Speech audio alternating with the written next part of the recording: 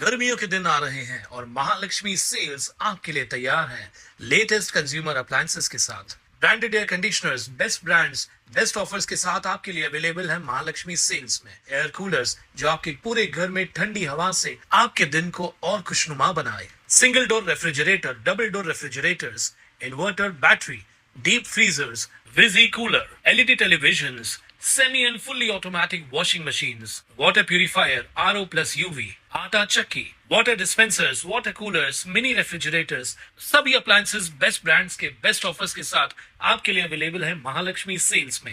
कल्याण पश्चिमेत बापानेच आपल्या विवाहित मुलीची हत्या केल्याची धक्कादायक घटना उघडकीस आली असून या प्रकरणामुळे परिसरात एकच खळबळ उडाली आहे। मृत तरुणीचं नाव गायत्री शिंदे असं असून हत्येनंतर फरार झालेल्या विनोद वसईकर याचा बाजारपेठ पोलीस शोध घेत आहेत।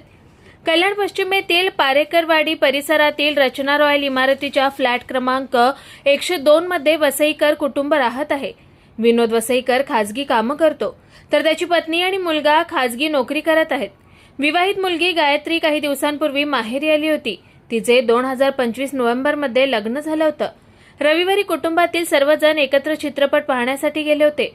त्यानंतर संध्याकाळी गायत्री, तिची आई आणि वडील काळा तलाव परिसरात फिरायलाही गेले। कुटुंबात कोणताही वाद नसल्याचं बाहेरून दिसून येत नव्हतं। मात्र सोमवारी दुपारी गायत्रीने आपल्या आईला फोन करून आपण आणि वडील घरी असल्याचं सांगितलं होतं। त्यानंतर रात्री आई कामावरून घरी परतली असता घराचे दार उघडून पाहिलं असता गायत्रीच्या रक्ताच्या थारोळ्यात मृतदेह जमिनीवर पडलेला दिसला। तिने तातडीने मुलाला माहिती दिली आणि पोलिसांना कळवण्यात आलं। घटनेची माहिती मिळताच बाजारपेठ पोलीस घटनास्थळी दाखल झाले। प्राथमिक तपासात धारदार शस्त्राने वार करून गायत्रीची हत्या करण्यात आल्याचं निष्पन्न झालं। इमारतीतील सीसीटीव्ही फुटेजमध्ये विनोद वसईकर सकाळी कामावर गेल्यानंतर काही वेळातच पुन्हा घरी परतल्याचं आणि दुपारी सुमारे 4 वाजण्याच्या सुमारास घाईघाईने इमारतीतून बाहेर पडल्याचं दिसून आलंय। त्यानंतर तो फरार झाला असून पोलिसांनी त्याचा शोधासाठी 3 विशेष पथके रवाना केली आहेत।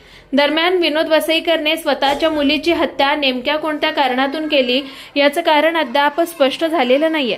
आरोपीला अटक झाल्यानंतरच या हत्येमागील नेमकं कारण समोर येण्याची शक्यता असून बाजारपेठ पोलीस या प्रकरणाचा सखोल तपास करतायत। कुणाल म्हात्रे, स्वानंद मीडिया, कल्याण। ताज्या घडामोडींसाठी स्वानंद न्यूजला सबस्क्राइब करा आणि बेल आयकॉनवर क्लिक करा।